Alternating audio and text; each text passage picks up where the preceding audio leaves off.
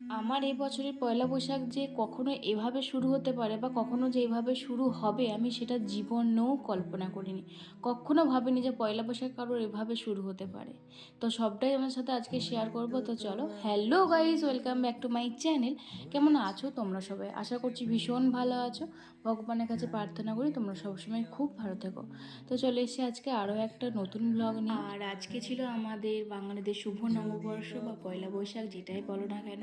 তো প্রথমে ঘুম থেকে উঠি, তো ঘর টর ঝাঁট মোছা করে আমি স্নান টান করে নিয়েছি, সেগুলো আর দেখানো হয়নি। স্নান টান করে তারপর তোমার সাথে ভিডিওটা আমি শুরু করলাম। ইচ্ছে ছিল না, তারপর ভাবলাম যে না, সব কিছু যখন শেয়ার করি তোমাদের সাথে তো এটাও শেয়ার করি। তো তাই আর কি ভিডিওটা শুরু করা, যে ভাবলাম যে যাই করব সেটাই না হয় তোমার সাথে শেয়ার করব। হয়তো সব কিছুই যে আগে থেকে ঠিক করে রেখেছি, এটা করব তারপর ওটা করব সেই জন্য ভিডিওটা করছি, সেটা কিন্তু না। ভাবলাম যে ইনস্ট্যান্ট যেটাই করি সেটাই তোমার সাথে শেয়ার করব। তো বড়দি এখানে আমাকে ক্যামেরাটা একটুখানি ধরে দিয়েছিল, আর সানা আমার সাথে একটুখানি ঠাকুর প্রণাম করতে এসেছিলো। আজকে যেহেতু নববর্ষ, তো ঠাকুরের কাছে তো একটুখানি আশীর্বাদ নিয়ে নিতেই হয়, সবারই কাছ থেকে নিতে হয়, ঠাকুরের কাছ থেকে তো আগে নিতে হয়। সেজন্য আগে স্নান টান করি আমি ঠাকুরের কাছে চলে এসেছিলাম। তারপর একটু প্রণাম টনাম করে নিলাম। তারপর সানার সাথেও একটুখানি বললাম, সানাও বললো তোমাদেরকে বুঝতেই পারলে নিশ্চয়ই শুভ নববর্ষ। তো যেটার জন্য আর কি মনটা খারাপ, আজকে সারাটা দিন একদম ভালো লাগেনি। নববর্ষের দিনে যে এভাবে শুরু হবে, মানে বাবাকে যে এইভাবে আমাদেরকে খাওয়াতে হবে, বাবার কাছে যে এইভাবে প্রণাম করতে হবে, আমরা কখনোই ভাবিনি। তো কোনো দিনই এইসব ভিডিও আমি কখনোই করি না, কোনো দিনই করিনি আজ পর্যন্ত, 1 বছর হতে যাচ্ছে। তো ভাবলাম আজকে একটু তোমাদেরকে আমার বাবাকে দেখাই। আমার বাবা দেখো কত সুন্দরভাবে বসে আছে এই রোদের মধ্যে, কাঠ ফাটা রোদে।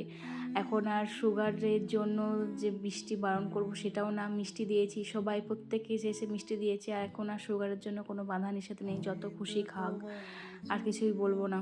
আমরা সেই জন্য ওইটার দিক দিয়ে একদমই যাই না, তাকাই না, প্রচণ্ড কান্না পাই। মানে ওখানে যেহেতু প্রচুর কেঁদেছি, আমি সেই সব ভিডিও পুরো কেটে দিয়েছি। বাবা তার মা, বাবা, দাদা, বৌদি, কাকু, কাকিমা সবার সাথে বসে বসে দেখছে সব কিছু। আর আমার বাবার মন্দিরটা এখনও পর্যন্ত রং করা হয়নি, তখন তাড়াহুড়োর মধ্যে হয়ে গেছিলো, তো সেজন্য রং করা হয়নি। এবছর 1 বছর হয়ে গেলে তো আবার বার্ষিকী আছে, আসতেই গেল, তো তখন রং করে দেওয়া হবে। তো ভীষণ মন খারাপ হয়ে গেছিলো ওখান থেকে এসে। তো তারপরে এদিকে আমরা সবাই মিলে খেতে বসে পড়েছি। আজকের মেনুতে ছিল, যেহেতু পয়লা বৈশাখ সেই জন্য তো মেনুতে তো থাকবেই। আমাদের এমনিতে থাকতো না কিছু, কিন্তু যেহেতু বাড়িতে আমার মাসিমণি, দিদা, দাদু আছে সেই জন্য একটু তো মাংস করতেই হবে। তারপরে শাক ভাজা, তারপরে এঁচোড়, চিংড়ি, তারপরে মাছও তার সাথে দিয়ে দিয়েছিল, আলু ভাতে এসব আছে আর কি। আর এদিকে মায়ের নেমন্তন্ন ছিল, আমাদের সবারই নেমন্তন্ন ছিল, কিন্তু মাই যাবে একা। আর মা দেখো আমার সুন্দর একটা শাড়ি পরেছে, আমারই দেওয়া এগুলো। আমি পয়লা বৈশাখে মাকে দুটো শাড়ি দিয়েছিলাম, তার মধ্যে এটা মা আজকে ভেঙেছে। আর আগের দিনে তো তোমাদেরকে দেখিয়েছিলাম কোনটা পরেছিল, এই কোনটা নিয়েছিলাম। তো কেমন লাগছে অবশ্যই জানিও, মাকে কেমন হয়েছে শাড়িগুলো সেটাও জানিও। আমার মায়ের তো ভীষণই পছন্দ হয়েছে। আমার নিজের ইনকামে মাকে এবছর দুটো পয়লা বৈশাখে শাড়ি দিয়েছি, সানারোকে জামা দিয়েছি। শুধু বর্দি মেজদি ভাই কিছু দেওয়া হয়নি, নিজের জন্য হালকা পাতলা কিছু কিনেছি। দিদিরা তো আমাদেরকে দিয়েছে, তোমাদেরকে দেখিয়েছি। আর দিদিরাও মাকে দুটো করে শাড়ি দিয়েছে, কারণ বাবা থাকলে মাকে পুরো ভরিয়ে দেয়, সেইগুলোই আমরা চেষ্টা করি আর কি, মায়ের মন যাতে খুশি রাখতে পারি। তারপরে বিকেলে গেছে, দেখতে পাচ্ছ এখন ঘড়িতে বাজে 5টা। আর মেজদিরা তো চলে গেছিলো, হঠাৎ করে মেজদি এসেছে সবাইকে প্রণাম টনাম করতে, সাথে নিয়ে এসেছে সিঙ্গারা।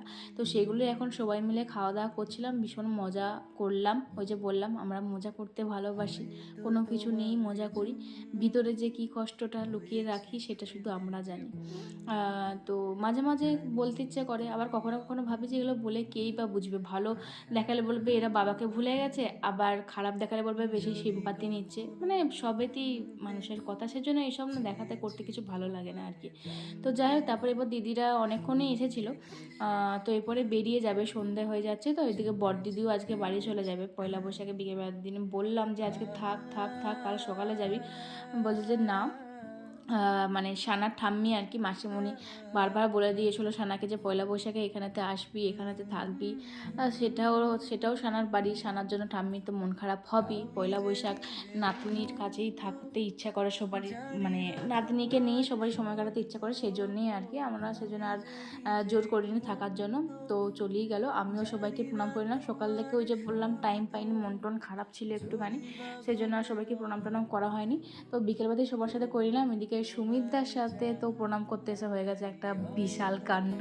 সে প্রণাম নেবে না, হ্যান্ডশেক বলছে না, প্রণাম করতে নেবে, বলছে যে নিয়ে ঢং করতে গেছে, বুঝলো তো, সবাই আছে এখানে ঢং করতে গেছে যে কত টাকা নিবি বল, বড় ছোট না মেজো। আমি বললাম বড়ই দাও। বলছে চাইছো যখন, বলছে হ্যাঁ তুই বড় নিচ্ছিস। আমি বলছি হ্যাঁ তুমি আমাকে অপশান দিচ্ছ, তাহলে আমি বড়টা চাইবো না তো কী চাইবে বলো। তো এদিকে 150 আর 500 টাকার নোট ছিল, তো আমি বড়টাকে নিচে মানে বেছে নিয়েছি আর কি। এর থেকে বড়টা থাকেনি, 2000 টাকা নোটটা থাকলে ওটাই নিয়ে নিতাম। তো 500 টাকা পেয়ে গেছি। তো তারপরে প্রণামটা জোর করেই করলাম। আর এই সব কিছু আমার বাবা বসে বসে উপর থেকে দেখছে, দেখতে পাচ্ছ। তো যাই হোক, আমরা এদিকে তো চলো। আর এদিকে কিসের যে ফিল্টার লেগে গেছে ভগবান জানে, কিন্তু এত সুন্দর মুহূর্তগুলো আমি তো আর নষ্ট করে দিতে পারি না তোমাদের সাথে, মানে না দেখিয়ে থাকতে পারবো না, সেই কারণে এই ফিল্টার সহই তোমাদেরকে দেখালাম। তো চলো, এরপরে বদিদি টোটো এসেও গেছে, আর এদিকে ডোডোকে মানে সবাই কোলে করছে।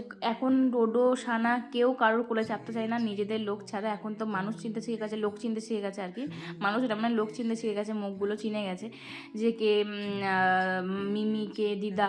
তার জন্য বাড়ির লোকের কাছে একদম যেতে চায় না, দুজনের মধ্যে কেউই না।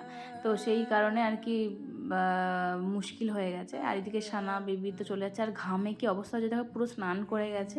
এদিকে সোনু তো সানাকে ডোডোকে কোলে নেওয়ার জন্য পাগল, কিন্তু ওর কোলে বেচারি কেউ যেতে চাইছে না। সেই জন্য সানা যেই মানে টোটো ধরেছে সেই সুযোগে কিন্তু সোনু ওর গালে চুমু খেয়ে নিয়েছে। তো যাই হোক, সবাইকে টাটা করে দিয়ে ওরা বাড়ি চলে গেলো। এরপর মেজদিরও অটো চলে আসবে, এরপর ওরাও বাড়ি চলে যাবে। তো চলো, আজকের মতন ব্লগটা এই পর্যন্তই। কেমন হলো সেটা অবশ্যই জানে, ভালো হলে অবশ্যই লাইক কমেন্ট শেয়ার করে দিও। দেখা হচ্ছে পর ব্লগে, বাই।